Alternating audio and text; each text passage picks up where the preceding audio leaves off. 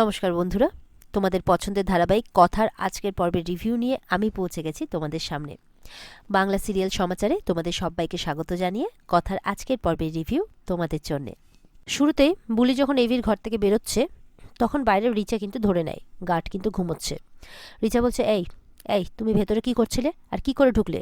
গার্ডকে বলছে, এই যে আপনারা কি পাহারা দিচ্ছেন? হ্যাঁ, আপনাদের চোখের আড়ালে এইভাবে ও ঢুকে পড়ছে যখন তখন, এ কী হচ্ছে? বলে, এই মেয়েটা খুব মিথ্যে কথা বলে, তখনও আমাদেরকে মিথ্যে কথা বলে বললেন যে স্যার ডাকছে।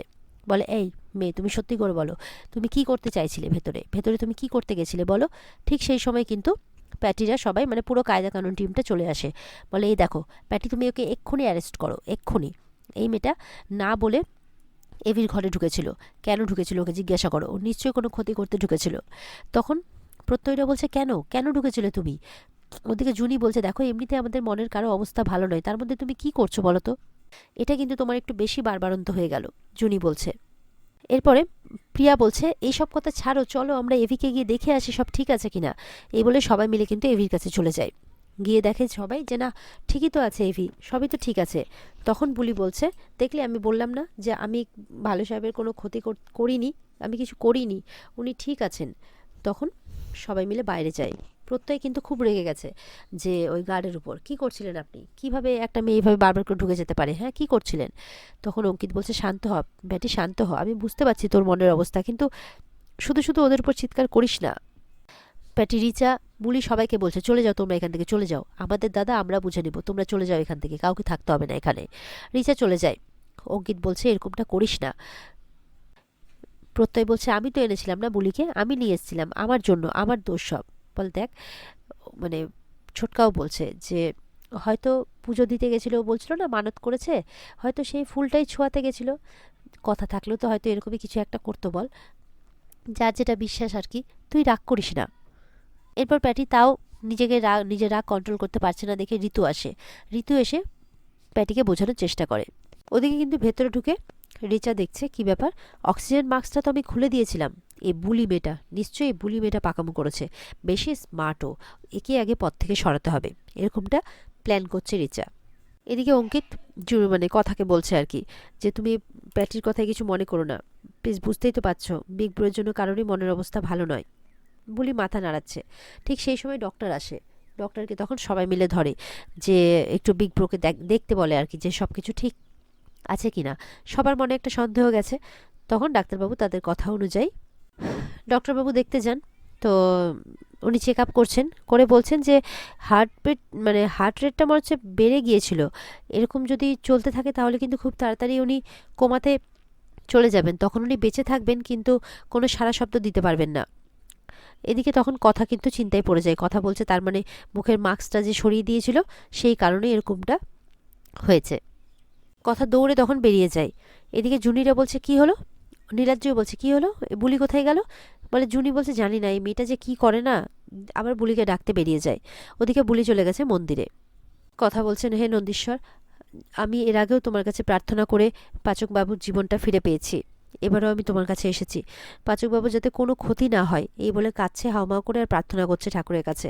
পুরোহিত মশাই বলছেন যে এই থান খুব জাগ্রত মা, তুমি মন থেকে যা চাইবে তাই পাবে, বলছে মন থেকে চাও মা। কথা তখন বলছে, পাচক মশাইকে বাঁচিয়ে তোলো বাবা, বাঁচিয়ে তোলো। দিয়ে কথা আরতি করছে, হাতে কর্পূর ধরিয়েও আরতি করছে, আর ওদিকে পাচক মশাইয়ের জন্য প্রার্থনা করে যাচ্ছে। দেখা যাচ্ছে যে ঠাকুরের সামনে থেকে একটা ফুল কথার সামনে পড়ে। কথা খুশি হয়ে যায়, বলে যে এটাকে আমি তোমার আশীর্বাদ বলে মনে করছি বাবা, এই ফুল আমি পাচক মশাইয়ের মাথায় ছুঁয়ে দেব, প্রতিষেধক যাতে কাজ করে বাবা, তুমি আশীর্বাদ করো, পাচক মশাইকে তুমি সুস্থ করে দাও বাবা নন্দেশ্বর, সুস্থ করে দাও, প্রার্থনা করছে কথা। এদিকে বাড়িতে মা আনন্দের কাছে প্রার্থনা করছে পিসিমণি, যে কেন তুমি এরকম পরীক্ষা নিচ্ছ মা? বাবা, মা, বড় বৌদি কারোর মুখের দিকে তাকানো যাচ্ছে না। বলছে, কেন করছো মা এরকম, আমার অগ্নির সাথে তুমি কেন করছো এরকম? যে তুমি জানো তো মা, অগ্নি আমার কাছে কি, ওকে আমি জন্ম দিইনি ঠিকই, কিন্তু ছোটবেলা থেকে এই হাতে করে নিজের মায়া, মমতা, ভালোবাসা সবকিছু দিয়ে ওকে মানুষ করেছি মা। বলো না, ও কি আমার সন্তান হলো না মা?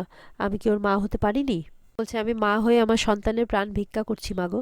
বলছে, তুমি আমার প্রাণ নিয়ে নাও, কিন্তু আমার ছেলেটাকে ফিরিয়ে দাও মা, এইভাবে প্রার্থনা করছে পিসিমণি। এদিকে কথা কিন্তু গার্ডের কাছে গিয়ে বলছে যে আমাকে প্লিজ ভেতরে যেতে দিন, এই ফুলটা মাথায় ছুঁয়েই চলে আসবো। বলে, না খবরদার, আপনাকে ভেতরে যেতে দেওয়া যাবে না। বলে আপনি এখান থেকে দাঁড়িয়ে দেখুন না, দেখুন আমি কি করছি, শুধু ফুলটা ছুঁয়ে দিয়ে চলে আসবো প্লিজ, অনেক করে রিকোয়েস্ট করছে। তারপরে গিয়ে গার্ড রাজি হয় যে যান, কিন্তু কোনো যদি বেচাল দেখি না আপনাকে কিন্তু ছেড়ে কথা বলবো না। বলে না না, আপনি এখান থেকে দাঁড়িয়ে দেখুন না, দেখুন আমি কি করছি দেখুন। এই বলে কথা ভেতরে চলে যায়, গিয়ে অগ্নির মাথায় বুকে সেই ঠাকুরের ফুলটা ছোঁয়ায়। ঠাকুরের ফুল ছোঁয়ানোর সঙ্গে সঙ্গেই কিন্তু ওদিকে মানে কিছু অ্যাক্টিভনেস দেখতে পায় কথা অগ্নির মধ্যে। অগ্নির প্যারামিটারগুলো যেন চেঞ্জ হতে শুরু করে, অগ্নির হাতও নড়ছে, অগ্নি আস্তে আস্তে রেসপন্স করছে। এটা দেখে কথার মুখে হাসি আসে। পরে কথা সবাইকে ডাকছে, তোমরা সবাই আসো, দেখো পাচক মশাইয়ের জ্ঞান ফিরছে। সবাই দৌড়ে আসে, ডাক্তারবাবু আসেন যে সরে যান আমাকে একটু দেখতে দিন। এই বলে ডাক্তার দেখতে বসেন। ডাক্তার বলছে মিরাক্কেল, মানে ভাবাই যাচ্ছে না, পেশেন্ট তো মানে রীতিমতো করে রেসপন্স করছে। এবার রক্তে টক্সিনের মাত্রাটা দেখতে বলছেন আর কি নার্সকে, বলছে মনে হচ্ছে যে বিষের পরিমাণটা কমে আসছে, উনি সুস্থ হয়ে উঠছেন। ডাক্তারবাবু বলছেন এটা কি করে সম্ভব হলো, অ্যান্টিডিউট ছাড়া তো বিষ সরানো সম্ভব নয়। কথা মনে মনে বলছে, হে মা আনন্দী, হে বাবা নন্দেশ্বর, তোমরা আমাকে ফেরাওনি, আমার বানানোর প্রতিষেধক কাজে দিয়েছে। ওদিকে অগ্নির জ্ঞান ফিরতেই কিন্তু অগ্নি কথা কথা বলে ডাকছে। ডাক্তারবাবু বলছেন বাহ, ওনাকে আমরা নর্মাল বেডে শিফট করে দেবো। ডাক্তারবাবু বলছেন বিশ্বাস করুন এটা কিভাবে সম্ভব হলো আমরা নিজেরাও বুঝতে পারছি না। ছোটকা বলছে আপনাকে যে কিভাবে ধন্যবাদ দেবো। ডাক্তার বলছে বিশ্বাস করুন আমরা শুধু লাইফ সাপোর্ট দিয়েছিলাম, লাইফ সাপোর্টে তো বিষের তেজ কমে না, করে কমলো আমরা সত্যিই জানি না। এদিকে ছোটকা খুশি হয়ে বাড়িতে খবর দিতে যায়। সেও তখন মা আনন্দীর কাছে প্রার্থনা করেই যাচ্ছে, আর দেখছে তার ভাই ফোন করেছে। মা আনন্দী তার কথাও রেখেছেন। ওদিকে পিসিয়া ফোনটা রিসিভ করতে ভয় পাচ্ছে, কোনো খারাপ খবর না তো। ফোনটা রিসিভ করে, হ্যালো কি হয়েছে। তখন ছোটকা জানায় একটা ভালো খবর আছে, বলে যে অগ্নি ইমপ্রুভ করছে, আর আমি বাড়ি এসে সবটা সবাইকে বলছি। এটা শুনে পিসিয়া খুব খুশি হয়ে যায়, বলে হে মা তুমি আমার কথা রাখলে, তুমি আমার কথা রাখলে মা, তুমি আমার কথা রাখলে। এইভাবে মানে কাঁদতে কাঁদতে আর কি ধন্যবাদ জানাচ্ছে ঠাকুরকে।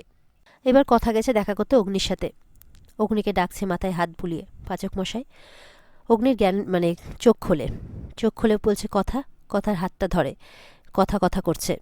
কথা বলছে হ্যাঁ পাচক মশাই, আমি যাইনি আপনাকে ছেড়ে, আমি আপনার সঙ্গেই আছি, কথা আপনাকে ছেড়ে কখনো যেতে পারে না। অগ্নি বলছে আমি জানতাম তুই আমার কথা, আমার গাট ফিলিং বলছিল যে তুই আমার কথা। তারপর আবার হাতটা দূরে সরিয়ে দেয় আর মুখটা ঘুরিয়ে নেয়।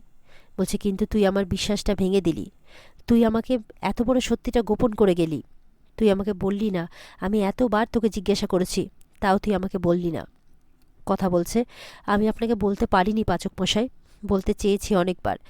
তখন তার পাচক মশাই বলছে বলতে পারিসনি নাকি বলিসনি, বলতে চাসনি, মানে তুই আমার বিশ্বাস নিয়ে খেলেছিস, আমার কাছে এত বড় সত্যিটা গোপন করেছিস, আমার এত কাছে থেকেও আমার কাছ থেকে কি করে এতটা দূরে সরে থাকতে পারলি তুই। তো কথাকে এই প্রশ্নগুলো করছে অগ্নি, কথাও চুপ করে শুনছে আর কাঁদছে। আর এখানেই আজকের পর্ব শেষ হয়ে যায়। তো বন্ধুরা এই ছিল আজকের পর্বের রিভিউ। তবে পরের রিভিউতে কিন্তু তোমাদের জন্য আরও নতুন চমক অপেক্ষা করে আছে। তাহলে অপেক্ষায় থেকো সবাই নতুন পর্ব দেখার জন্যে, মানে রিভিউ পাওয়ার জন্যে। আজকের মতো এই পর্যন্তই। পর্বের বিস্তারিত দেখতে অবশ্যই স্টার জলসার পর্দায় চোখ রাখবে, আর ভালো লেগে থাকলে কমেন্টে জানাবে, আর আমাদের সাথে জুড়তে আমাদের চ্যানেলকে সাবস্ক্রাইবটা অবশ্যই করবে। দেখা হচ্ছে, ভালো থেকো সবাই, টাটা।